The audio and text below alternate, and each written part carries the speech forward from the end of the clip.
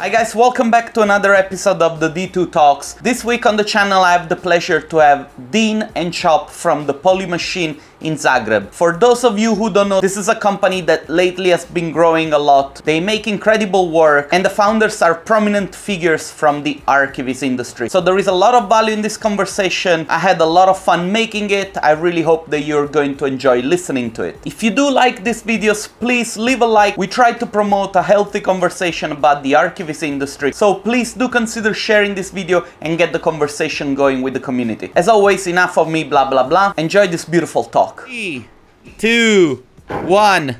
No going back. Boys, welcome back to the D2 Talks. I'm together with Dean and Čop Meister. What's happening, guys? How are you? Great. It's like enjoying the rain. It's so weird when I do these interviews because I talk with you for like 20 minutes and then I'm like, hey guys, how are you? And I'm like, it's all fake. It's all fake. Yeah, partly fake. Alright, I'm with the guys from Polymachine in Zagreb today and I'm very excited because we have a lot of history together, the three of us. And you've been part of the D2 family as both speakers and visitors. And we have seen you evolving into this incredible international company that works with like huge clients and you're doing incredible work everywhere. I'm doing a very bad job introducing you. That's why the first question is try to introduce yourself in 2 minutes or less. And you know, I know that Čop can speak for a lot longer than 2 minutes, so feel free to go and have fun with this. Well, we'll try to keep it short though. I mean, I don't know if there's much to say. You know, we started working together, in 2014 under a different name, obviously. And it was, you know, it was a slow start. We were younger, didn't have as much experience. And, you know, we found each other somehow. Younger and thinner. Yeah, and thinner as well. Yeah. But thirsty. Yeah. And, you know, stuff happened. We started going to conferences, met a lot of people, you know, pushed our work a bit harder and everything. And things changed a lot throughout the years. So now we're, you know, we have a new office, we have a new crowd. The company's much bigger. Well, exactly, 100% bigger and growing. So it's, you know, these are very interesting times for us, but we mostly do ArchViz, but we do a lot of product shots as well, and a lot of weird projects and stuff. Yeah. You know, we generally like to do whatever comes our way, you know, especially if it's interesting. So and hard to do. So. Yeah, if it's hard to do, even better. We don't really shy away from, you know, complexity, I think. You guys mentioned, well, Čop mentioned that you met in 2014. So I'm guessing... Now we started working together. We know each other since I think 8th grade of primary school. We were skaters in the center of Zagreb, and so we met like in 96 or something like that. Then through the college, and then we merged 5 years ago, and that's it. So yeah, the rest is history. The history is around 20 years. So and we are partners now, so we are very happy and combined with that. So that's you know, when it's supposed to be, it's supposed to be, right? Yeah. But you know, I wanted to ask you how, if you do you recall like the moment that you said, okay, this is going to be it, you know, archivist. How did that happen? Like, how did that become to be? Because I know a little bit the story of like Čop, but I don't know how you guys got together and decided to do this thing. So would you mind expanding a little bit? Well, there are details which shouldn't be mentioned on video, but basically what happened was that we were at a conference at EUE in Utrecht. No, you were, he was there a year before, and I was decorating my apartment with, I don't know, so he came there and with, you know, Autodesk leather notebook and some pens and some, you know, stuff, so he told me you have to go there next year, so yeah, and then we went together next year. And he, you know, the year before that was my first like CG conference, and it kind of opened up the world of, you know, this whole world to me. And then when I got back, I told him, like, listen, you got to go there. You got to see this, for yourself, meet all the crowd and everything. And then he went, and we were so inspired by, talking to all these awesome and super talented people that it was a very long night. Okay. And at some point in like 4 a.m., we figured out, what? We can do this shit. Like, let's just start working together and see where that gets us, right? Yeah, then he forgot about our talk, and then I sent him a message after like 2 months of, That's true. Let's do this shit together, come on, and he was answering for like 2 days. Then we met at a coffee, and then, we... and then the rest is history. Yes, yeah. So... It's very funny for those of who don't know you, like the personalities and everything. You are two very different elements. Like, yes, it's a funny mixture, And I think that probably this is also the secret why it works so good. At least I think it works so good. That's what it looks like from the outside. I think we can, I think. That we can make a book about it, because in this kind of a relationship, when you put your ego away, it's perfect for marriage, for friends, for everything. So we cannot don't fight. So we understand what I don't know how to explain it. It's weird. It's like we stopped fighting a long time ago. Yeah. At the beginning, there's always this whole ego thing, and everybody thinks they're right all the time, and we're bored. I think we're both very intense personalities, so it's very hard to combine, these kind of two elements at the beginning. But then you start to learn about actual teamwork and how this thing is supposed to work, and we figured it out along the way, and we made a very good formula out of all of it, And nowadays we kind of finish each other's sentences, and we basically know what the other guy's thinking, right? So we don't have to talk a lot about making decisions, because it's unanimous like 99.9% of the time anyway. So I really like that. And also I can say that, speaking from the outside, every time that I talk to either one or the other, one of the things that it's very clear is that you have a very big respect for each other. Like, I remember when we that's the main thing. So you have to have a huge respect, and you have to listen. So that's it. That's like marriage advice. Yes. And but in this job, it's like you go to the office, you spend a lot of time there, and then sometimes you get to see your wife or girlfriend. So I remember when I was preparing the talk with you guys, and I was talking to Dean, and Dean was like, "Trust Chop. Chop knows everything. You will do it." And I was like, "Okay." And then I was talking to Chop about the modeling battle, and Chop was like, "Yeah, if you put me against Dean, he's gonna destroy me." I was like, "Okay, it's not true, but it depends. But it might as well be true. But I'm sorry I couldn't be there. I saw the video. It was amazing. You have this year to make up for it, and it's going to be fun." We're gonna work on something interesting also this year. Okay, then let me ask you guys, what do you think was the biggest turning point in your career, since you've been going through hell and through a lot of fun times together? What do you think was the time where you said, okay, now things are picking up and business is good, and this is a big important moment for us? Well, that's the main point is when we merged together. So the second point was when we learned how to do a teamwork. So after that is easy. So we had clients, we are getting new clients, better clients all the time. So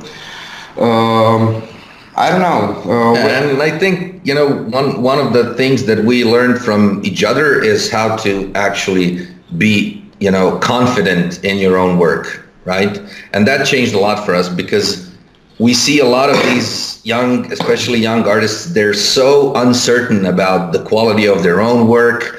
How are they doing things? Everything is a big question mark. You have to believe in what you do, because the amount that, you appreciate your own work is the maximum anybody ever will.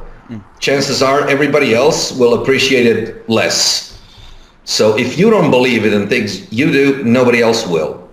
And clients can kind of smell that, Exactly. So it's a whole different approach, I think, when you have, this attitude that you know what you're doing, you're an expert, right? Nobody is going to come and say, yeah, listen, can you do this by tomorrow? And I'll give you like peanuts and a coffee. Yeah. It's different. So, but those are things you just have to learn. This is a business after all. Yes. So a lot of people think that, you're just going to make great art and things will happen.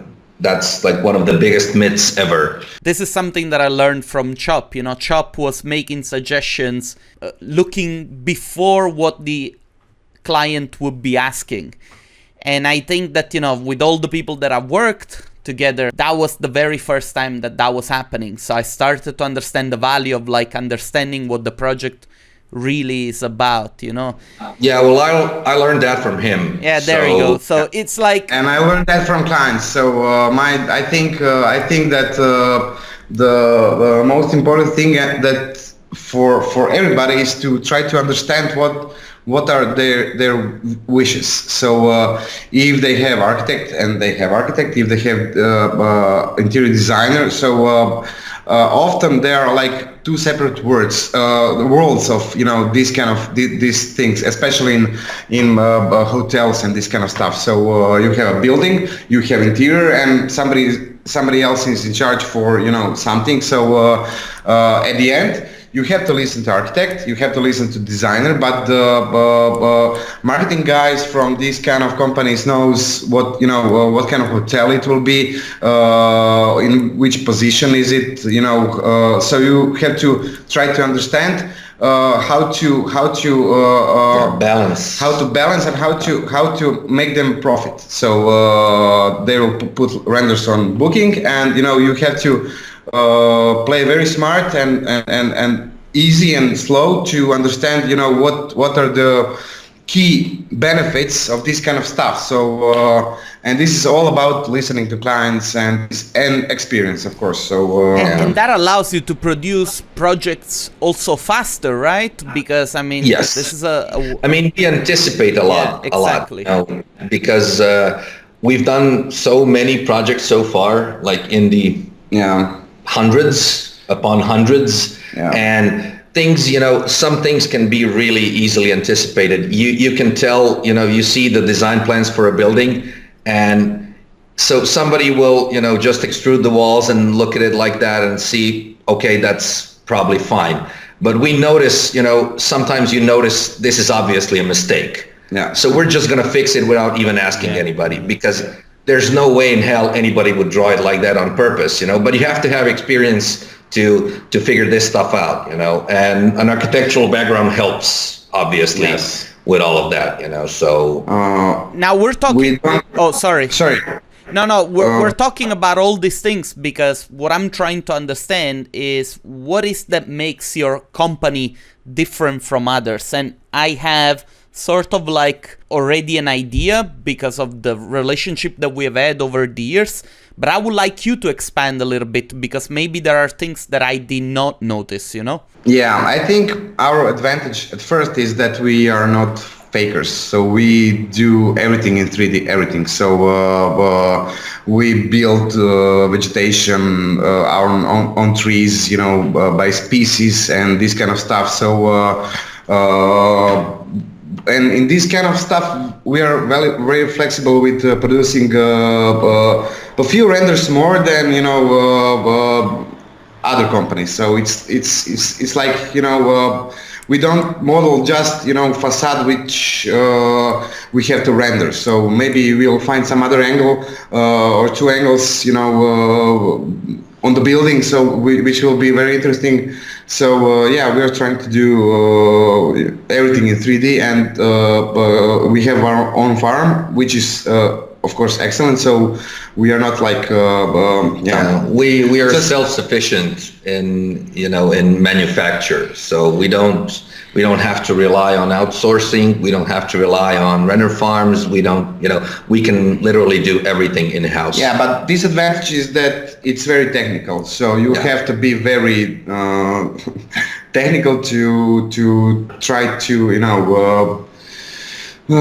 produce your own assets. And of course we buy assets from stock, but if we don't have time or something, but in most of the time we are producing our own assets. So which of course then boils down to having a really hard time finding people who can fit into a pipeline like ours, because most people think ArchViz is just, let me buy some assets, put it inside, extrude walls, put windows, and 3 trees, and that's it. So sun, blue sky, and voila. Once I got an email from a guy that said to me, I'm an Evermotion artist, and I was like, oh, you worked at Evermotion? No, I make renderings using Evermotion assets. And I was like, I could not believe it. Okay, yeah. It was a real email. Yeah, well, there are things like that out there. I have no doubt. I think we learned the hard way. So clients in our country and architects are not the architects. Clients are very,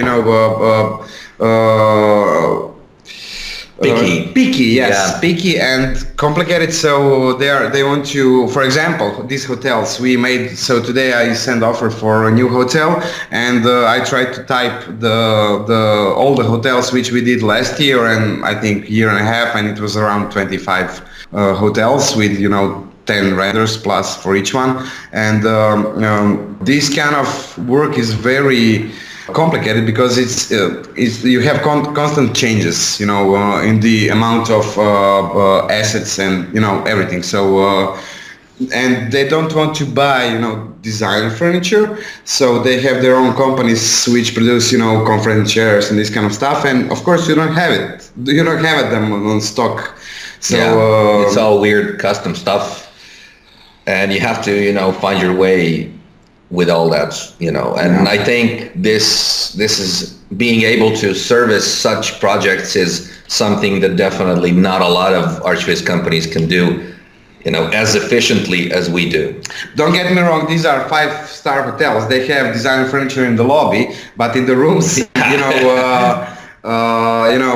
there's like 200 rooms, so you know how it goes. I worked also with 5-star design hotels, and sometimes they would make their own chairs, get them produced somewhere weird in the world, to save money, and you would have to make the design with, and you have 3 hours to make a chair, and I'm like, and so, it can be demanding. So because we're talking about everything, I would like to ask you a little bit about the way you keep your head above water, especially, when we talk about mental sanity, stress, all that kind of stuff, because I think it's a very underrated topic, and people simply seem to be like, you have to work really hard, and, you have to work your hands to the bone. But the reality is that we're humans, and if we push ourselves too much, then we hit rock bottom, and creativity goes away, and you start to be depressed, and work gets bad. I want to have a little bit your take on this, because I think it's very important, and artists simply don't talk about it enough. It is, but I'm inclined to say that it's not the client's fault. Oh no, absolutely. I agree 100%. It's not the architect's fault. It's not the designer's fault. It's the CG artist's fault. And it's because we've, by ourselves, set up our industry in such a way that our clients think it's perfectly normal for you to not have a life, to work 12 hours, 15, 17 hours a day. That's on us, not on them, And the only way you can change this is to have an attitude. Yes. So we work from 9 to 5. Okay. We try to. Yeah. Try to. We don't work weekends. We try to. So last year we had like 5-6 weekends. And most of the times before some conference or something. So in this kind of, because we have to prepare some stuff extra with but it like Job said, it's about attitude. So you have to tell them, no way, you cannot get this in 3 days. I don't understand why artists are basically victims of their own policies. You know, one of the core issues we think is that, you know, we're not selling work hours, okay? Anybody who thinks that is like completely wrong.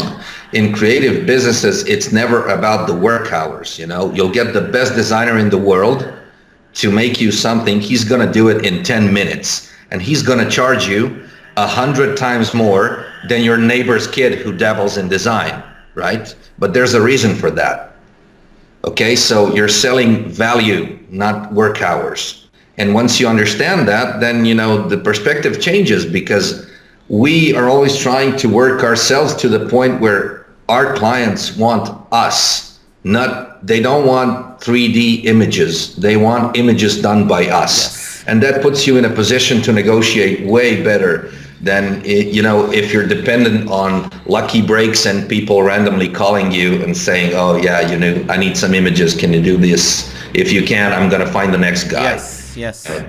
No, that's totally important. And I think that, you know, very often 3D artists make the mistake to think that we are simply providing a service, so there is no difference between one artist and another, because, you know, and I can prove you that, because a lot of people, they play on offering lower prices instead of better services, you know?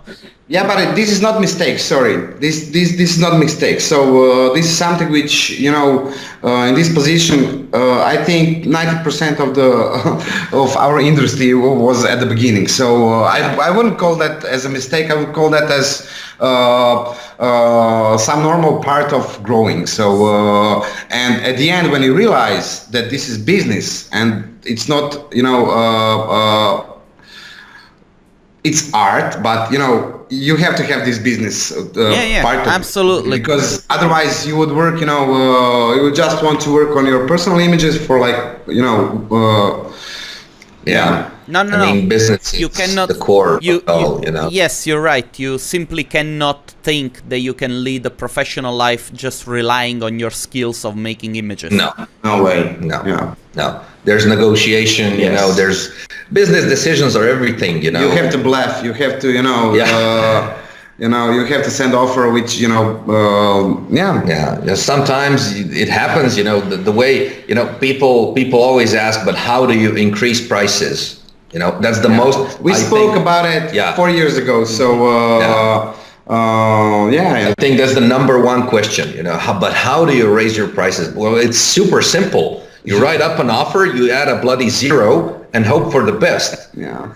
And sometimes people call you and say, yeah, sure, that sounds reasonable. And that's how you do it. No, but you cannot do this if you're not providing enough value. Of course. You know? Of course.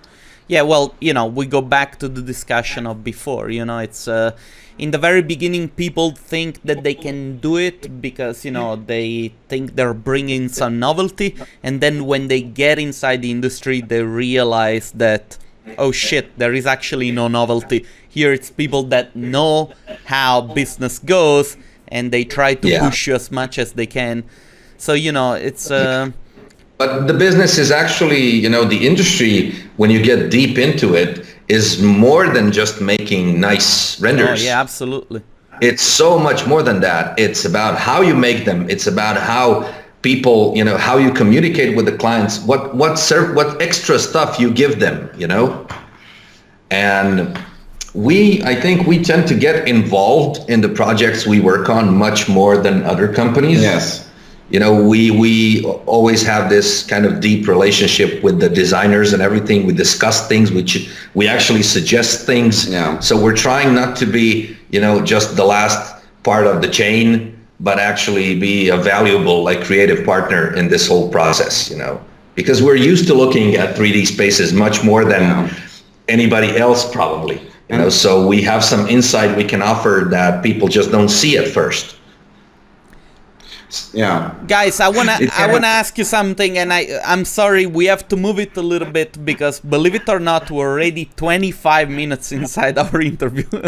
I'm sorry. No, it's fine. It's totally fine. I'm pretty sure that people will find tons of value from this conversation. But if I were to appeal to both of you as both artists and entrepreneurs, what is the one thing that scares you the most? Work for Croatian architects whole life, so Yeah, probably that was the worst. That's my fear. Yeah, he's gonna wake up and have only Croatian clients, but for the rest of his life, that's the ultimate fear. Yeah. No, but I don't know, honestly. I don't know. I honestly don't know. Maybe if somebody told me I would have to spend the rest of my career working in ZBrush, then I would go and kill myself, and that would be it. So, no, I'm joking. I don't know. We're not actually in a business sense. I don't think we're afraid of much anymore. So I'm not sure. If you do it proper, you will always have pluses and minuses. 1 month will be better, 1 month will be and after some time you just learn how to play with it, and you have to have faith in your work, and you have to know that it will be better and better, not worse. So and this is something which is very natural to me to look forward, not to go back and to have some issues with something. So but this is very slow process, and it takes time and it takes self-confidence. I remember once Eric de Broche said to me, "What's the point of being scared?" It's like yes, why? Yeah. Well, he's the perfect example of that being true. There really is no point. Yeah, I know. We can all agree on that. Okay, if you could go back in time, what would be the one thing that you'd be changing about your life? And, it can be personal, it can be professional, it can be like, I don't know. Choose one. I would quit college sooner. Yeah, that's definitely the one I would change. Dean, what about you? I don't know, it's very open question, and if I think like that if I have something which is bothering me, I couldn't be here. I don't have any issues, so what do I change? I don't know. That's a tough one. I don't know. Okay, you have the perfect life. No, but I understand. It's like no, it's not, you are the product of what has. Life is life. Yeah, exactly. So you have ups and downs, and but and everything counts. Yes. We're here because of both the ups and the downs, anyway. Exactly, so. and you have to be responsible for your decisions in the time. So. Very often, the reason why I ask this question is because more often than not, I would like for people to realize, those who are listening from home, that no matter what, you're going to make some sort of mistakes. It can be a smaller mistake, it can be a bigger mistake. The most important thing is to keep on going, because you're gonna get there eventually. Whatever it is that you want to do, whatever shade of the same thing that you're trying to do, whatever it's going to happen, you're going to get there. So, it's... Well, the only bad mistake is the one you didn't learn anything from, so... Exactly, yeah. The rest is, just life. If the client don't pay you, so next time you start with advance payment, and that's it. So that's the simplest example. If he fucks you up with 50%, next time he will pay 100% of advance if you want to work with you. So it's very easy. So you can make one mistake, but you have to learn from this one, and in the next point you have to be aware of that situation back there, and take it in your advantage. So yes, absolutely. Anyway, before you mentioned that the company has been growing, I had the pleasure to meet Ian myself. One question that I want to ask you is, how do you recognize people that can bring value to your company? I mean, obviously, you're always like looking for new people. You must have some sort of criteria, and maybe people that would be interested in your company, they can. Our criteria is completely abstract. I have to disappoint you. There's no simple answer to this. Yeah. Drinking competition. No, it's we got a lot of unsolicited offers from people trying to get a job or maybe work for us freelance and stuff like that, and a lot of those fail at the very beginning, which is very interesting because when you see this email, it's poorly written, it has like grammatical errors, that's unacceptable. If you're trying to get somebody to notice you and pay attention to your work, this is the first thing you have to do. Get yourself a subscription to what's the idiotic thing they advertise on YouTube all the time, Grammarly. Yeah. Like, get Grammarly. Just write a proper email with no bloody mistakes in it. And then, the next thing, well, that's a personal, for me, when I see Europass CVs, like, that's an instant forever no. I will never hire you, ever. Yeah, but from time to time we get, some letter. Yeah. For example, our office manager sent us a letter before everything started. So she wrote like 1.5 page of why she thinks that she have to work here. So and she is working here as we speak. But the thing, what he said, the thing is that she did a wonderful job. She actually did some research. She discovered who we are and what we do as people, not just as a company. She wasn't looking for a job. She was looking for a job at Polymachine. Yeah. And that makes perfect sense for us. We don't need people who are looking for a job. We need people who want to work with us. And in order to do that, you have to know something about what we do. There's info out there, everybody can Google, do some research, find out who is this guy you want to get a job with. And that's my advice for everybody. That's what I would do, research. We had few fails, but like Chop said, and okay, we said, yes, okay, come. So within like 2 weeks, we see everything. So once you start working with somebody, it's not hard to, somebody either fits in or he doesn't, or she, because we don't have a proper hierarchy. I think in the office, everybody is kind of expected to use their brains a lot and, make micro decisions all the time, because we don't want to do micromanagement. We never wanted to, and we never will, I think. Yeah. So, we want talented people who kind of, can think on their own and solve problems without, being reliant on somebody up in the hierarchy to tell them what to do. Yeah, but I think the main goal is for everybody to feel good here. Yeah. So that we don't have some stresses, because somebody is having, a bad day, or everybody has a bad day. So, but the team doesn't have to feel that. So I mean, the job is stressful enough as it is, so we try to keep things simple. You don't always succeed, obviously. We're striving toward, this is our we're learning goal. And we're learning as well. Let me shift a little bit the focus of the same question. So, if you see an artist that wants to advance in their career, and they ask you, how do I proceed? How do I grow? How do I get better? What are the things that you try to tackle? What are the things that you try to recommend them? What are the things that you think are important for them to? We answered that question in Total Chaos last time on our talk. That there's this guy, the I Love New York logo. Uh-huh.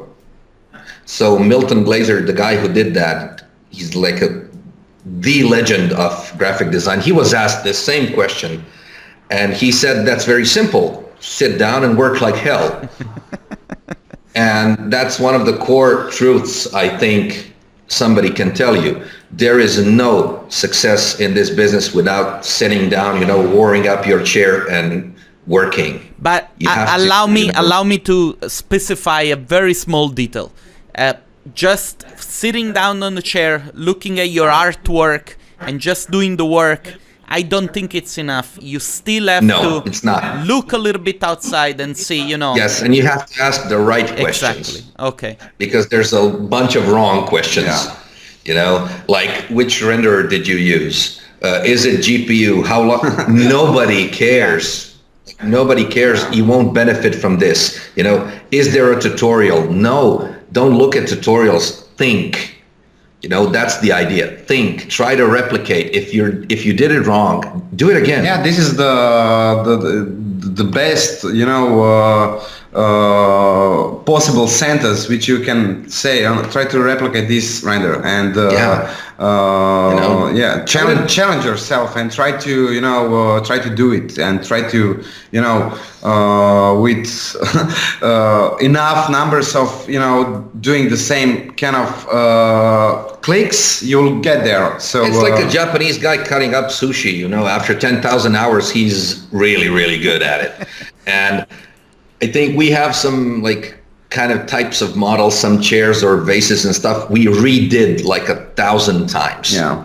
Maybe we have them, but you need it for a scene, you do it again. Yeah, but and again. Because we don't know where did we save it. So well, that's also true. But the benefit of that is that you actually every time you do something again, a 3D model again, you learn a new way of maybe doing it faster and maybe a bit better, So I think a really, really cool practice is actually trying to redo one thing over and over again until you get it perfectly the right. best practice is when your software crashes. Yeah, and then you have to do it again. Before you will do it in 5. So that's true. It's true. I can guarantee you that you're totally right. 100%.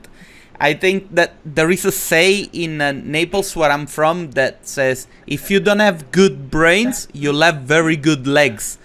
That means So if you forget to save, next time that you'll make the model, you'll be 4 times faster to do it. At least. Listen, the idea why we make these videos is because we want to inspire people into finding a role model, somebody that can help them with a little bit of guidance in this field, because there is a lot of information out there. A lot of information it's not correct. And most of it is wrong. Yeah, a lot of it's let's say that it's incorrect. A lot of information it's very biased on very specific experiences. So I would like to ask you, in your case, who was the role model? Where did you get the inspiration to grow, both on a professional and artistical level? And if it was a personal experience only, and there wasn't any person that really made the difference in your life, what would you recommend to somebody that is looking for that kind of guidance? Well, it's a tough one. Yeah, that's a tough one. Because there is no mathematical formula for this, and if it does exist, then everybody could go by these rules. But I think you have to have vision. You have to have vision, and you have to work hard. So and you have to learn every day. You have to explore or find somebody Chop is very technical. Very technical, and I couldn't never be that technical. So when you understand this kind of stuff, you just merge and if you're not good at it, find somebody who is, and that's what we did. You can't cover all bases efficiently, and I'm the happiest when there's a problem to solve. We get something we do not know how to do. Give me that every day, so I can spend my day thinking about how we're going to solve this troublesome object or scene or whatever it is. But this is no tutorial for how to have a good office. I think it's a vision. It's hard work and you have to develop some style in these images. So not style, you have to have some consistency. So and then you are developing it. You are trying to do better texture on the next one, or you take this one and trying to do, we are not happy with, maybe, I don't know, I'm not happy with, maybe I'm happy with 2 renders, which we did in 15 years, but and that only lasts for like 2 weeks. Yes. And then you're unhappy again. Yeah. And that's perfectly true. I think the moment you start thinking you're good, you're over. Yeah. It's done. You're never going to succeed. You have to be hungry all the time. Yeah. Hungry for, innovations, hungry for, new stuff, hungry for... just getting better. Yes. So, this is also something that, for instance, you see, in my case, maybe I was lucky that, there was a period where especially me and Chop were talking a lot together, and that kind of like showed me a side of the industry that I did not even imagine, which was, the technological knowledge that you need to do this kind of stuff. Because it is. Come on, you have to have a machine for render something. But it's done on a computer. It's technical by nature. Don't forget that in the beginning it was like 80% matte painting, most of the people that were doing rendering. Yeah. And I remember when we were having this conversation, I mean, Chop was very happy with knowing that he was a technical person and not a super artistic one. And that was also in a way inspiring. This is not again completely true, because that was, his skills are well, it's more of a personal choice. Yes, exactly. That's what I wanted to get to. It's not that I'm bad at it. No, and I didn't mean that. And I didn't mean that. No, I know what you meant, but just to explain, how stuff works, and it's pretty much the same story with him. The technical stuff, it's not something he's bad at. Yes. He just doesn't care about it as much. And that's how we kind of split up and try to enjoy the things we like more. If you want to have decent conversation about the problem, you have to know exactly the problem. So if I have some technical problem, I have to know what is the problem. So I can speak with him, and it's our biggest shame would be if we don't know how to solve a problem which we have on daily basis, and I think our team would be disappointed. So well, that's true. When you're hiring people as well, which is what we're doing now, having a team and all, I think it would be like the biggest personal disappointment if somebody, from the team came and asked a question about a project on what we're going to do, and if the both of us couldn't really find an answer. That's, you have to know this stuff, right? I guess the reason why I wanted to hear this is because very often I see it, especially, say, with the younger people, that they would like to be in a position of like, say, project management without really, cover the basics. Yeah, but that doesn't happen overnight.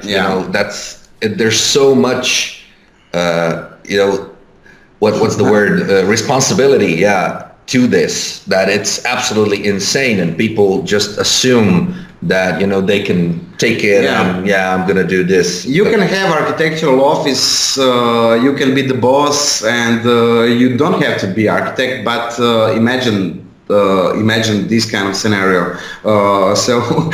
Legally you can. So it's I think it's the same thing. So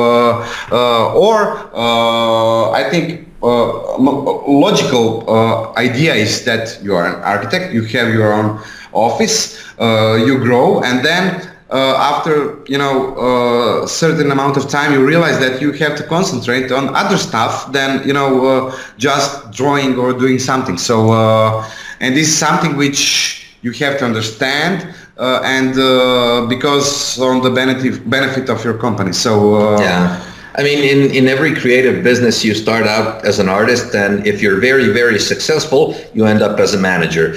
It's just the nature of things, and then after a while of being a manager, you have a super successful company, then you can let the management be done elsewhere and get back to, scribbling and being an artist. That's what happens to famous architects anyway, so it's a cycle of life kind of story, but you have to be aware of this. You can't just. And you have to love this job. You don't.